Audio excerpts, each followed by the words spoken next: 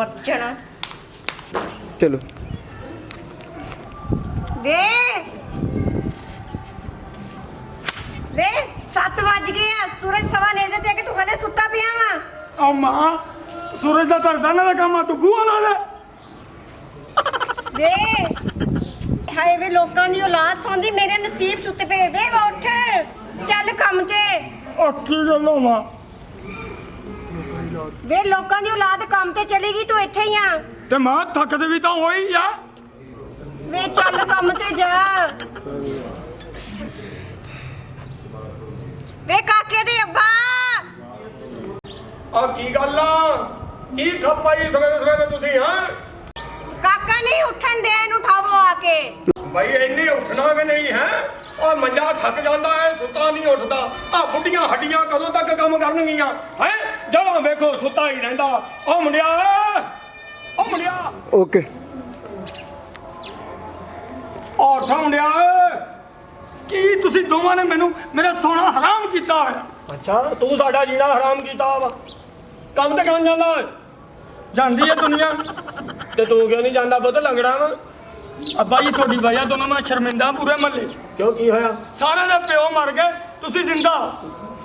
ਆ ਵੇਖ ਲਾ ਓਏ ਮਰਦੇ ਮੈਂ ਉਦੋਂ ਹੀ ਗਿਆ ਸੀ ਜਿੱਦਣ ਆ ਜੂੰ ਵਰਗਾ ਬੱਚਾ ਮੇਰੇ ਘਰ ਹੋਇਆ ਸੀ। ਕੌਣ? ਲੋਕੀ ਮੈਨੂੰ ਸ਼ਾਹਰੁਖ ਕਹਿੰਦੇ ਆ। ਕੌਣ ਲੋਕ? ਹਾਏ ਹਾਏ ਤਾਂ ਕਰੂਲੀਆਂ ਵੀ ਤਾਂ ਬਾਅਦ 'ਚ ਉਹੀ ਕਰਦੇ ਕਰ ਦਿੱਤਾ। ਕੰਮ ਤੇ ਕਿਉਂ ਜਾਂਦਾ ਤੂੰ?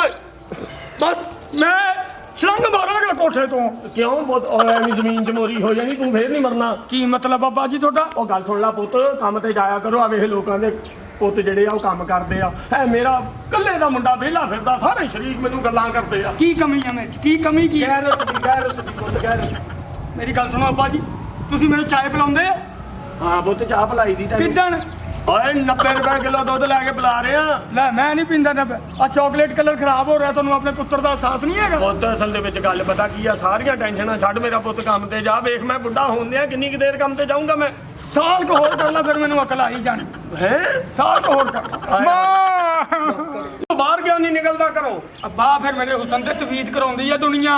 ਕੀ? ਹਾਂ ਪੁੱਤ ਅਸਲ ਦੇ ਵਿੱਚ ਪਤਾ ਕੀ ਆ, ਨੂਰੀ ਤੇਰੇ ਤੇ ਚੱਲਣਾ ਨਹੀਂ ਤੇ ਕਾਲਾ ਤੂੰ ਆਪ ਬਹੁਤ ਆ। ਇਹ ਦੋਨਾਂ ਤੋਂ ਜਾਨ ਛੁੱਟੀ ਤੇਰੀ। ਲੋਕ ਮੇਰੇ ਹੁਸਨ ਨੂੰ ਬੰਨਦੇ ਫਿਰਦੇ ਆ, ਬੰਨਣ ਨੂੰ ਫਿਰਦੇ ਆ। ਤੇਰਾ ਹੁਸਨ ਨਹੀਂ ਬੰਨਦੇ, ਤੈਨੂੰ ਬਾਹਰ ਦੁਕਾਨਾਂ ਵਾਲੇ ਨਾ ਉਧਾਰ ਤੋਂ ਬੰਨਣਗੇ। ਜਿੰਨਾ ਤੂੰ ਖਾ ਖਾ ਮੇਰੇ ਸਿਰ ਚੜੀ ਜਾਣਾ। ਇਹ ਤੈਨੂੰ ਮੈਂ ਦੱਸਦਾ ਤੂੰ ਕੰਮ ਤੇ ਕਿੱਦਾਂ ਜਾਣਾ। ਅੱਬਾ ਕਿੱਦਾਂ ਜਾਣਾ? ਮੈਂ ਦੱਸਦਾ ਹੁਣੇ ਹੀ ਤੈਨੂੰ। ਅੱਛਾ ਜੀ ਇਹ ਹਫਤਾ ਉਹ ਕਿਤੇ ਚੱਲ ਕੰਮ ਤੇ ਮੈਂ ਜਾਣਾ। ਹਾਂ ਜਾਣਾ ਐਦਾਂ ਜਾਣਾ ਸੀ ਕੰਮ ਤੇ ਪੁੱਤ। ਤੂੰ ਤੋਤਾ ਤੇਰੇ ਵਰਗੀ ਗੰਦੀ ਲਾਦ ਸੁਧਰਨ ਵਾਲੀ ਨਹੀਂ। ਲੈ ਅੱਬਾ ਮੈਨੂੰ ਹੁਣ ਸਮਝ ਆਈ ਆ। ਚੱਲ ਸ਼ੁਕਰ ਆ ਪੁੱਤ ਸਮਝਦੀ ਆ ਗਈ ਤੈਨੂੰ। ਹੁਣ ਤੁਸੀਂ ਮੇਰੇ ਪੁੱਤ ਹੋ ਤੇ ਮੈਂ ਤੁਹਾਡਾ ਪਿਓ ਆ। ਲਾਹੌਰ ਲੱਗੂ ਆ ਤਾਂ ਇਹ ਕੀ ਕੰਮ ਆ? ਤੇ ਹੁਣ ਮੈਂ ਤੁਹਾਡਾ ਪਿਓ ਆ। ਚਲੋ ਕੰਮ ਤੇ ਚਲੋ। ਹੁਣ ਮੈਂ ਸੌਵਾਂ ਹੀ ਤੇ? ਹਾਂ ਸੌ ਉੱਥੇ। ਅੱਬਾ ਤੂੰ ਮੈਨੂੰ ਕੀ ਐਟਮਾਂ ਕਰੇਗਾ ਅੱਜ? ਚੱਲ ਚੱਲ ਚੱਲ ਸੌ। ਹੁਣ ਇਹ ਤੁਹਾਡੀ ਮਾਂ ਵਾ। ਓਏ ਮੈਂ ਸਦਕੇ ਜਾਵਾਂ, ਸਦਕੇ ਆਵਾਂ ਮੇਰੀ ਮਾਂ। ਹਾਂ ਤੁਹਾਡੀ ਵਾਲਦਾ ਚਾਹੁੰਦਾ ਨਹੀਂ ਮਾਂ। ਮਾਂ ਵਾ ਮੇਰੀ। ਓਕੇ ਹੋ ਗਿਆ ਬਾਈ, ਸਮਝ ਲਓ ਕਿ ਇਹਨੇ ਲੰਮਾ ਪਿਆ, ਤੁਸੀਂ ਮੈਨੂੰ ਕੰਮ ਦੇ। ਹਾਂ ਚੱਲ ਆ ਦੇਖੋ ਤੁਸੀਂ, ਤੁਹਾਡਾ ਲਾਡਲਾ ਜੁੱਤੀਆਂ ਸਮੇਤ ਸੌਂਦਾ।